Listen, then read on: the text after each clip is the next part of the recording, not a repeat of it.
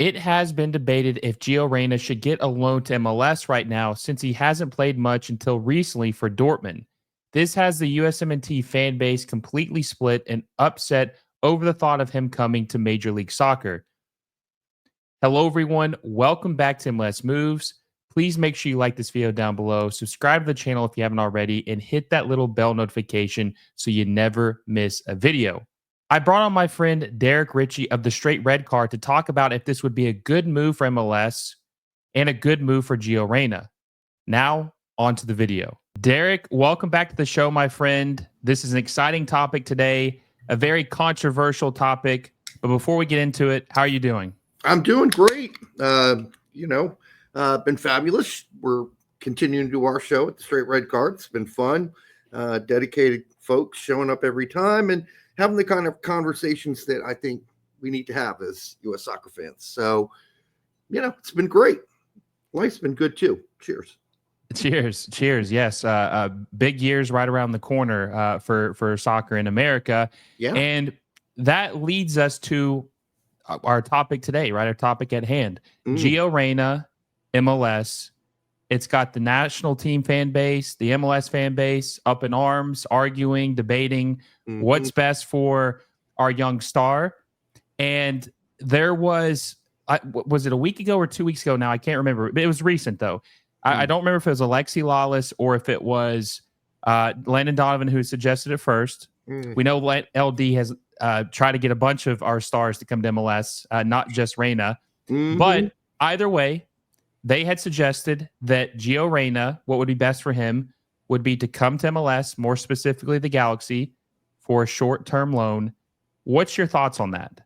So Lalas, I think, was the one who wrote the article that a loan to Galaxy, that's what he was recommending or thought should happen or could happen. I think Donovan was more on the end of, Reyna should have stayed in the United States and played in MLS. And he would have gotten a whole lot more games. And right now he's a professional practicer, and I quote. Well, both ideas are horrible for a couple of reasons. I'll start with Donovan. Number one, no guarantees. Reyna's not getting injured in MLS as a youngster. And it's not possible to guarantee that he wouldn't have the same sort of muscle injuries and strains and pulls and groin pulls, and all that could happen in MLS too. So the only reason that Reyna hasn't been playing for Dortmund is that he's been injured. And then for a brief time, there was Terzic, who wasn't playing most of the young players and young signings from Dortmund or younger players that they had invested in. And that's why Terzic was fired, because he lost $80 million worth of market value on those players while he was managing the team at Dortmund.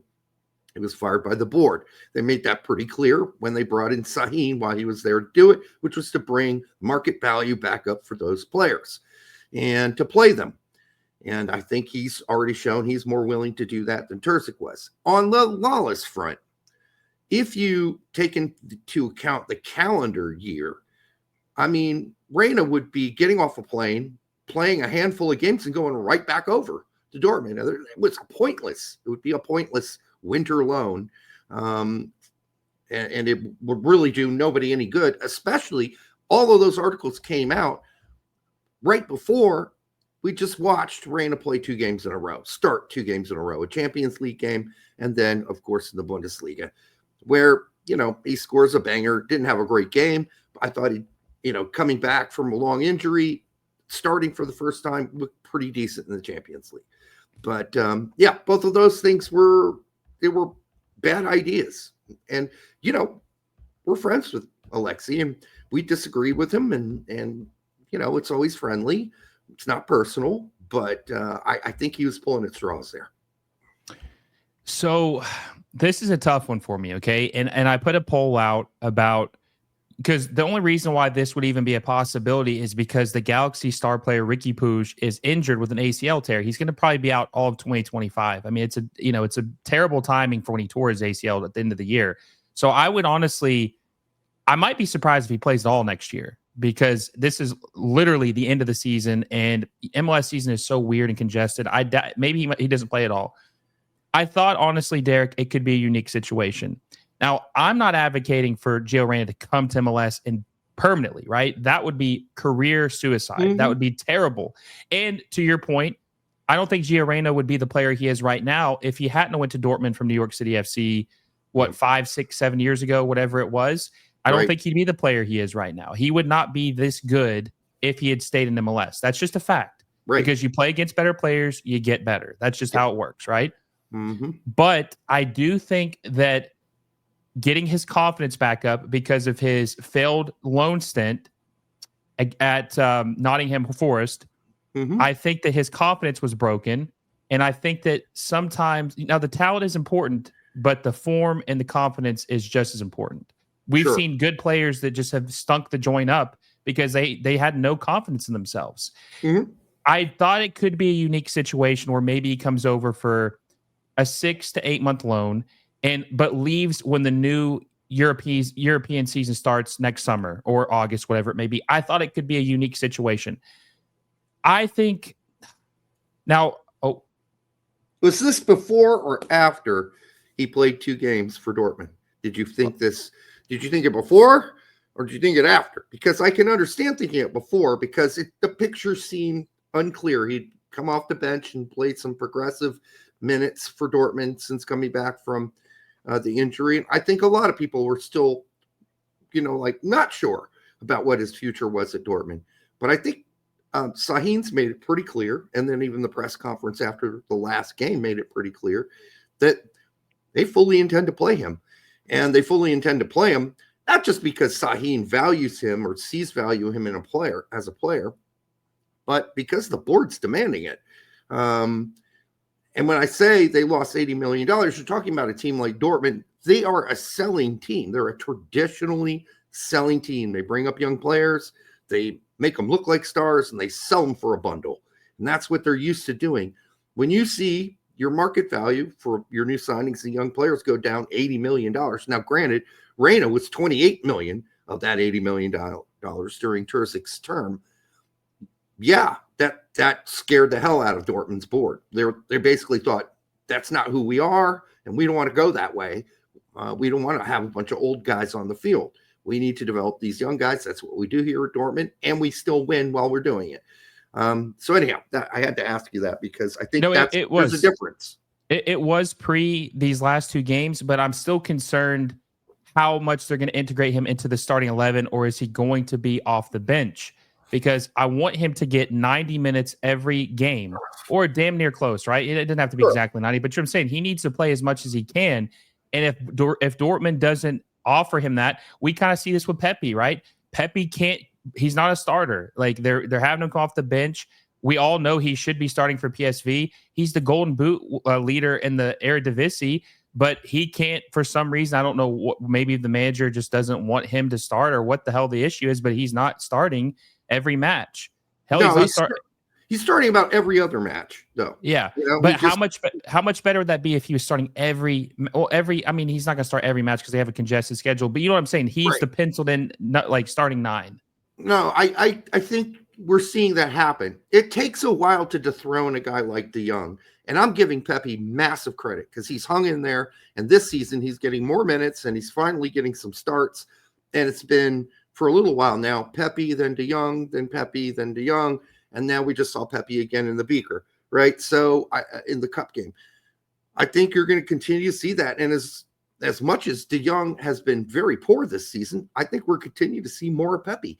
And I think sometimes you hang in there because you're playing at a Champions League level team. You're getting to play Champions League level games. Maybe sometimes you don't start, but you're getting 15, 20, 10. That's good experience, and you're scoring goals in the Champions League. The same thing I would say for Gio Reyna. 2 things on that. Even if Julian Brandt comes back, and I don't think Reyna's the first midfielder to leave the field.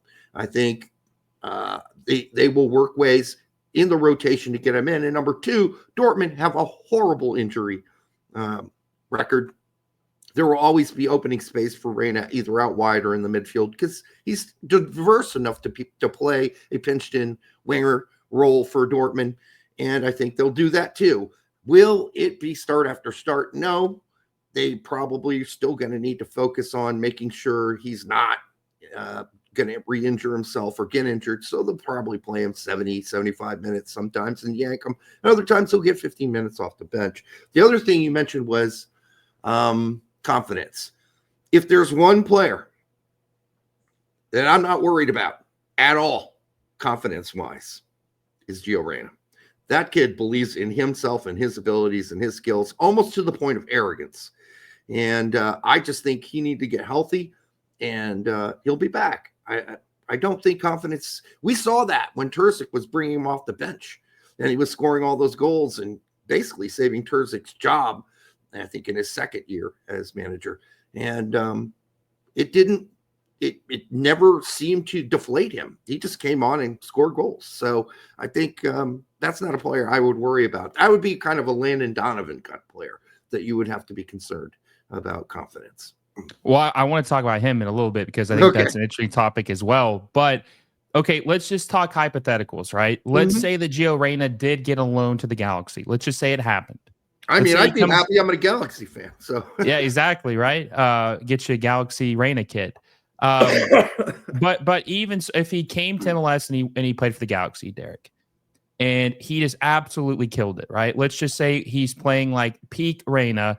He looks like the best player in MLS, and he's just dominating, right? And then that gets him either back into the starting 11 for Dortmund or gets his price tag.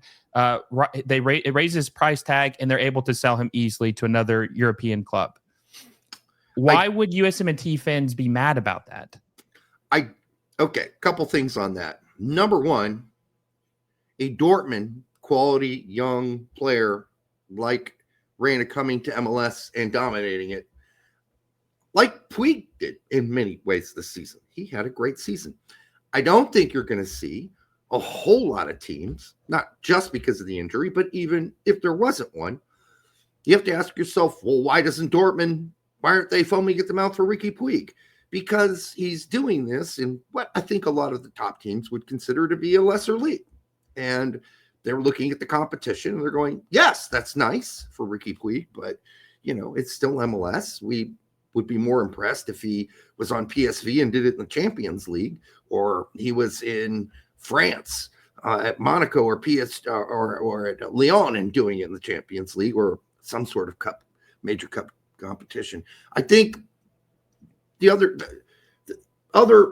the big teams, they understand this. So that's why there's not a foaming of the mouth for Puig. So if Reyna came over and did that, I don't think it really boosts his market value. What's going to boost his market value the rest of the season and going forward is starting number of games for Dortmund, playing well and looking like the old Reyna that we all thought he was. And the biggest one, stay healthy. Players that are unhealthy, we can go back to players in MLS that everybody thought Paxton Pomykal was going to be something big and go to Europe. But then he had 3 surgeries in a row and he's never been the same player. So teams are really very wary of signing any player with an injury history that's long and scary. And that would go for, remember when Fabian Johnson wanted to come to the MLS, he talked openly about it in German press. No MLS team was interested in him because his injury portfolio is like a mile long. No one wanted him, not for the money he was asking. So that's how I would rationalize it. I don't think that's a good move for Reyna because a lot of people who go back to MLS don't ever go back to Europe. And yeah, when you don't need to do it, which I don't think he needs to do, because we've laid out the Dortmund plan this year for younger players and signings. And he's not really that young anymore, but he's still relatively young. There's no need for him to jump ship yet or to force that. Well, I think now, obviously, I'm talking from more of an MLS perspective on this, right? Mm-hmm. I'm waiting for the day where top teams in Europe are loaning talented young players to MLS to get some time to develop, Like you mentioned, the Eredivisie, you said PSV. One of the players I think of is Xavi Simons when he was loaned from PSG to, or excuse me, from PSG to PSV. And he completely dominated. He had like 19 goals in league play for PSV. And he's on loan at Leipzig right now. I don't know how he's doing this season, but either way, completely dominated the Eredivisie at 20 years old, whatever it was. Sure. And people were kind of sour on him at PSG a little bit. They were wondering if he was going to bust, be a boomer bust, and then he rebuilt himself at PSV or had a good season. And I'm just thinking, when is MLS going to get to that point where they do take some of these guys on loan and they can be respectable? They can be like, hey, this guy is good in MLS. He's actually a good player. You watch the Bundesliga, the best left back arguably in the world is an MLS academy player who played in MLS and Alphonso Davies. So I think that and I'm not saying you're saying this, good players can come from MLS, and I think that they can develop. Sure. But do you think that would just, is that really the end? I guess you're coming more from the angle of if he could go to MLS, he can go to some other league in Europe on loan and play. And they won't let him do that either, by the way. They're not going to do that. But if MLS is going to raise its level, and I ask this question all the time, right? You and I both want it to be a good league. It helps our national team out, right? It's a way better league than, that's one thing people don't understand. I've been watching this league since its inception. So calling it a shit league is bullshit. It's not a shit league. It's a very good league. You want to watch shit? Go watch it when it started. That was shit. We had soap opera stars playing in the league back then, okay? For the Galaxy, for crying out loud. There's none of that now. This is a super professional league. Yes, it does not have promotion and relegation. Yes, we'd all like it, blah, blah, blah. But, as far as the improvement of the league goes, it's way better. It's light years from where it was before, and people need to respect that. And a lot of new soccer fans don't respect that because they go watch the English Premier League, and then they watch MLS, and they go, oh, yeah, MLS sucks. No, you could say that about the Dutch league, too. If you didn't watch PSV and Ajax and Feyenoord, you watch the rest of the league, you think, well, that's a garbage league comparatively. So that's not a fair assessment of MLS. And I don't think MLS has gotten much credit, unfortunately, for how far they've come. So there's my positives for MLS. Well, and also, too, to change perception, for example, right, if let's say Mbappe or Haaland shocked the world and came to MLS tomorrow, right? It's not going to happen. Let's say they did. They would get absolutely crucified for it. They'd say, oh, my God, they're retiring. It's over. How could they do this at this age? But the flip side is it's like a damned if you do, damned if you don't. How is the league ever supposed to take a jump and be one of the best leagues in the world if they don't start getting players that quality? How are they supposed to do that? They're not going to be able to for some time. And listen, I don't know if that jump is ever going to be made, honestly. That's a large – look at how dominant Ajax and many of the Dutch teams were for decades, all right? They've settled in Holland. They've had to settle on the reality that they are a selling league. And I think Don Garber has finally probably settled on that for now as well. I don't think we're going to be a top 3, 4, 5 league in the world anytime soon. The soccer culture here would have to completely change. The fan culture, the eyes on the tube would certainly have to change. There are just a lot of reasons not to come here right now if you're Mbappe or you're a big major star in Europe until you're probably 30. Then you do it.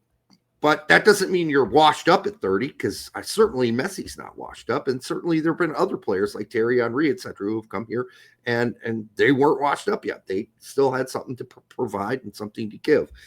The other problem is I don't think that MLS teams that are looking for big-time names to come over are willing to do loans. They want to either use up their DP spot and buy the player, or because a loan is too short-term. I think that for MLS teams, they need some continuity. They're looking for continuity. And so they're looking, as far as medium stars go, to buy them as DPs. As big stars go, they're going to have to wait. And that's just a reality. And that's where we're at right now. And I don't know what changes that unless soccer culture and changes here in a major way. It explodes here. And that could happen. Let's say we win the World Cup. Maybe maybe that happens in this country. Maybe everybody starts watching soccer and that becomes like the number 3, whatever, 4 sport or whatever you want. Not that it needs to be, because there's plenty of fans and eyeballs to go around in the United States for sports. So I just think we're way off from that. And I don't know what's going to change it. And it's okay to be a selling league, by the way. It's okay. I mean, you could be Mexico, the Mexican league, Liga MX, and be stubborn and not be a selling league and hold on to all your the players other people come and bid for and say, well, no, a lot of European teams don't even go to Mexico anymore and scout because they're outpriced. They're like, well, here's a reasonable offer. And the Mexican teams were, no, we won't sell them for that. We want more. And so we don't want to become that league is what I'm saying. No, I agree with that. And I'm going to do a video on this pretty soon, but I feel like there has never been more of a disconnect between the MLS fan base and the USMNT fan base than there has been the last couple of years.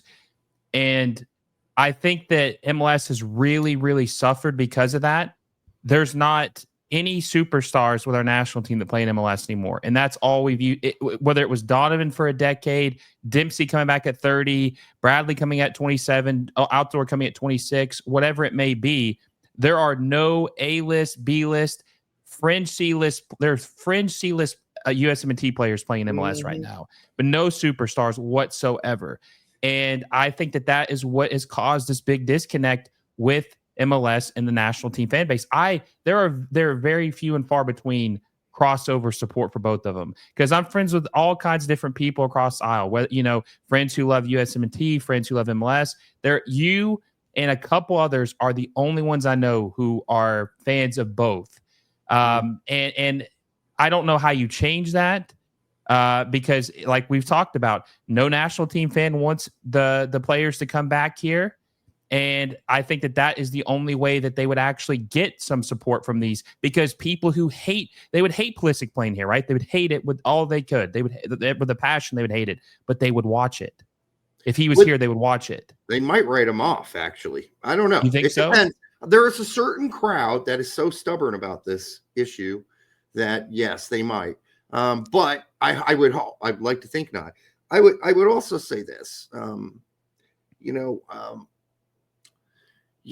don't know what the great divide is, but I think most of it for people who hate on MLS, and there's lots of criticism for MLS, you certainly could provide legitimate criticism, and we have for Don Garber and other things that go on, and Tam and Gam and all the funky things that go. Okay, there's plenty to criticize there.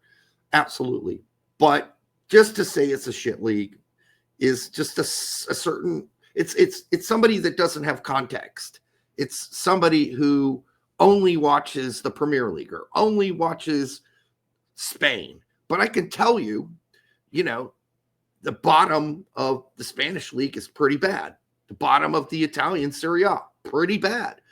I don't know where we're at here, but there's not enough context provided to also say, here's a league that started at poop and has become something respectable, where we're getting all these young Argentinians and South American players to come here at a young age and play here. The biggest concern I would have, out beyond not having major names here, is when you watch the playoffs this season, only the Red Bulls had 4 or more starters who were Americans on the team. You go watch the final, or you watch all the other teams in the MLS playoffs, they play 2, maybe 3 American starters, and one of them always being a goalkeeper and the other one a defender, right? So you got one American outfielder. Seattle, a little bit of an exception as well, but for the most part, we saw this across the board. We saw minutes for young players, young American players, go down again. I think for the second season in a row, they're not getting playing time. And then you tie that into, well, Joe Scally got no play. Go back. This has been a problem for a while. Joe Scally got no playing time at New York Red Bulls. He goes over and immediately, well, not long, becomes a starter for Gladbach. So where's the disconnect here? What's the problem?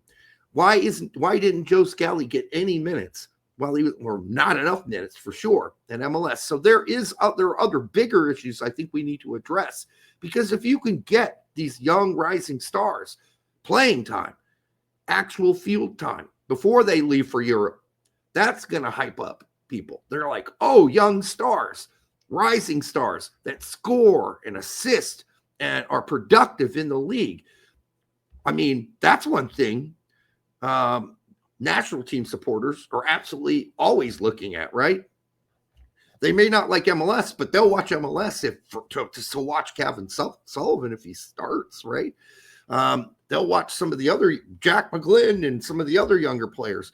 The guy at Real Salt Lake, Luna. Diego Luna. Yeah. I mean, they'll tune in for that, right? But they're picky about it. But if you had more of those players, you have more of the U.S. men's national team fans who are looking for the future. Few players who are going to go to Europe after, a few years in MLS, they'll tune in for that. So if we can have more of our young players playing, that could break the divide, I think, a little more. I'm hoping. And the Red Bulls, I think, had like 6 academy players starting in the final, which is, like you said, it's great to see. That's great. And they have one of the best academies in Major League Soccer. I don't know, man. It with just going back to Reyna, right? Yeah. I wouldn't be as upset as some people because I know he would do very well here, and that would be good for him. Even if he could do the same thing for another league, I would not be as upset as others because I just know how good he is. And we saw Landon Donovan play his whole career here. I was talking with a friend the other day about this. Landon Donovan was lazy when it came to his ambition.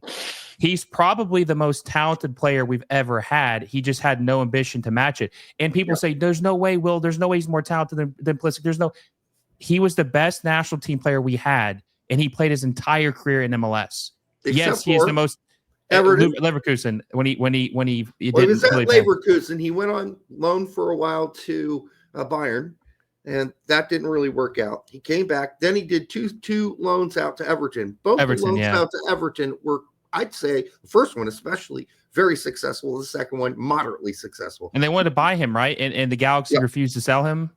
Well, they did. Because Donovan had already doomed himself on that by signing the contract, where the escape clause for a team to actually sign him was so ridiculous. Now, Everton couldn't afford it, but they wanted him for sure. And David Moyes, his coach at the time, made it very clear, we would sign him, but we can't afford it. We just can't afford with, his contract. And he was one of their best players on the first loan, right? Wasn't he one of their top players in 2009 when he went on that first Everton loan? I never missed a game, and I can tell you he was player of the game. He should have got at least 2 or 3 player of the games, but he certainly got 1 in his time. And when he came on, he was a spark, man. And did he look like he didn't belong at any point? Because he's, people say, oh, he's in Major League Soccer. Did he look like he belonged with those other players? Absolutely looked like he belonged. Yep. And you got to remember as well, he's going through a divorce at the time. He wanted to get away, needed an escape. Everton provided that so he could get out of LA on the off season and continue to distract himself. And he did that for 2 years. Landon Donovan played nonstop soccer. And did he have sort of a mental breakdown after his divorce? Yes. Did anybody care? Was he blamed for it? Was that the reason that Klinsmann used it to excuse him and not let him bust him from the World Cup team? Yeah. I mean, I don't think we do that today, but certainly back then, they didn't care. You were weak if you were having sort of you needed a mental break. When he'd been playing soccer nonstop for 2 years, let's keep that in mind. And he said, you know what, I need a break. And that's the one thing I'll always wonder. I think you'll wonder that. Many USMNT fans will always wonder, what could Donovan have been if he had played his career or came back, at least after the first failure, came back after he'd found a little success in MLS and challenged himself in Europe? What could have the best version of? I don't think we saw the best version of Landon Donovan. I think we saw the most comfortable version. He just coasted off of talent and never really pushed himself to be a better version of himself. Yeah, I do think he was one of those players who's really great already when he was young. But as he's voiced himself, he couldn't stand not playing. It bothered him so much at Leverkusen. He just said, I got to get out of here because I got to play. And the problem with Donovan and his assessments of other players is he continues to do it through his own lens. Listen, we've all lived lives. I played soccer. A lot of us have played soccer. I don't view and I don't look, I try to be as objective as I can about any issue, and the Reyna issue especially. And, Jimmy Conrad's guilty of this too when he talks about Camp Cupcake. Well, he gave me my chance. Well, how valuable is Camp Cupcake now if it's not for youth players, U21s and U23s who are up-and-coming stars in MLS and in Europe? That's what it should be now. It shouldn't be, hangers-on at this point. It needs to be young guys. Well, that would be valuable, but I don't think having Zimmerman and some of the other guys back in camp at this point, we know who those guys are. And so does Poach. So I'd bring in the Diego Lunas and the youngsters and see what they can do in camp. I think that you can't get lost in your own experience. You should bring your experience to your, when you're assessing an argument or making it involved in a discussion, but you should never only do your assessments through your own rosy or your own personal goggles. You've got to be able to put the goggles down and become a transparent eyeball. And I think sometimes Landon Donovan, and that's why he's been a poor pundit sometimes, especially with the Pulisic, shouldn't go to AC Milan, he should come to MLS issue. And he hasn't been able to do that. I think Lalas on the other hand, just likes to troll. Let's be honest. He told us that. He's been honest with us about that. Well, as far as like Pulisic, I would be okay with him coming over after the 26 World Cup. Maybe it just depends, I guess, but no earlier than that. That's kind of pushing it. But I could see why he would do it after that, because that'll probably be the last World Cup in his prime. The next World Cup, he'll be 32. I could see why he would make the jump after that, but no earlier than that. And like I said about Gio Reyna, I'm cool if it happens. I'm cool if it doesn't, because he's young. He would get his I know you said he's got confidence. I believe he's confidence, but get that on the pitch confidence, score some goals, get some assists, get some playing time. That could help boost him, especially before the 2026 World Cup. Because I'm gonna be honest with you, Derek, if we want to make a serious run, we're gonna need Gio Reyna to contrip. We're gonna need him to make an impact. We are, but let me ask you this. Do you really think that Gio isn't going to get playing time in Europe somewhere? I think he will. I really do, regardless. I think whether that ends up being a year and a half from now, he's at Fiorentina or wherever it is, Mallorca in Spain, he's going to get some playing time. He just needs to stay healthy. That is the number one thing that we all need to be hoping for. Because if he's healthy, he's going to play. He may not start every game for Dortmund, but he'll get a lot of minutes the rest of the season if he can stay fit and stay healthy. And I do think that's what Dortmund's goal is to build up a market value that fell down $28 million, down to $12 million from 40. That's a massive amount of money lost. And I know some dude was like, well, it's not a loss because they got him for nothing. I don't think that guy understands how selling your house is, right? If you buy a house at, let's just throw out $100,000, and in 10 years it's worth $1 million, and then somebody wants to buy your house for $100,000, no, it's now worth $1 million. And then if somehow through some degradation or your own self or even bad luck, your house now becomes $100,000 again, you just lost a whole lot of money. You lost $900,000. So people need to do the math. That's not how building assets works in football, and certainly not with Dortmund. And they're pretty keen on at least getting half of that back and building him up to probably like a 30 million, maybe 25, but they're not selling him for 12 unless he's a complete bust for the rest of the season. A complete bust. I agree with that. But my one thing I worry about is that if he does, he's already had, a disappointing loan at Nottingham Forest. I just hope to God, even if it is a Fiorentina or a Sevilla or whatever it may be, mid-table to low-table Serie A or La Liga team, that something like that doesn't happen again, where he gets either on the bench, doesn't get minutes, or gets sent back to Dortmund. I just want there to be a situation where he's guaranteed to play. Now, obviously, he's got to earn it, but maybe in MLS he's got a longer leash. They're probably not going to bench him in MLS. He's probably going to play every game, even if he does struggle a little bit. And I don't know if that's going to happen at another team. I think they'll have other guys. If he struggles, they'll just bench him. I think what will happen is, any loans are not happening here at this point. One of the deals because if you remember correctly, Dortmund were no on the loan. They said, no, we're not loaning you to Forest.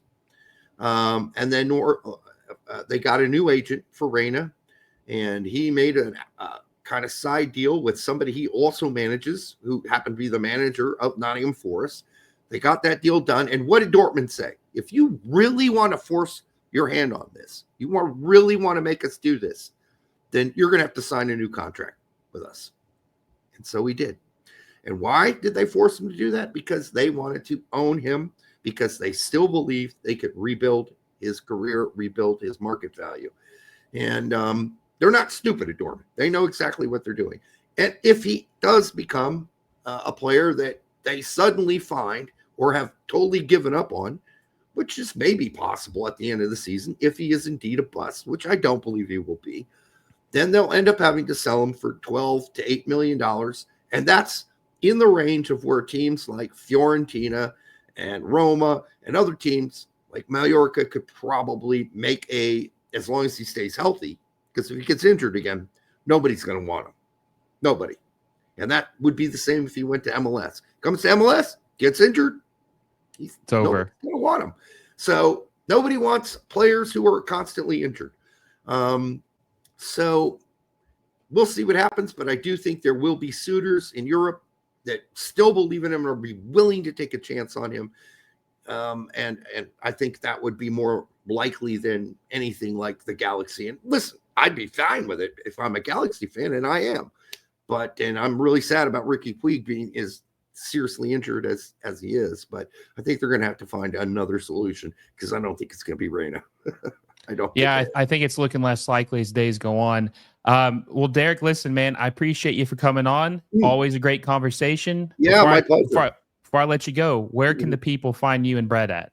They can find us at the Straight Red Card on YouTube, and you can find us on Twitter or X, same thing. That'd be Brett. I'm just Boomer Richie, at Boomer Richie on X. And those would be the main two places you can find us. We're on Mondays and Thursdays at 8:15 Eastern time. And we talk all about all things soccer. Thank you for giving me. Go check him out. Go check him out. I appreciate him coming back on the show. Hopefully I'll be able to join them one day. Guys, I hope you enjoyed this episode. We'll have you on, well, for sure. Sooner than later, right? Yes. I appreciate you for coming on, my friend. Until next time, guys, I will see you all soon.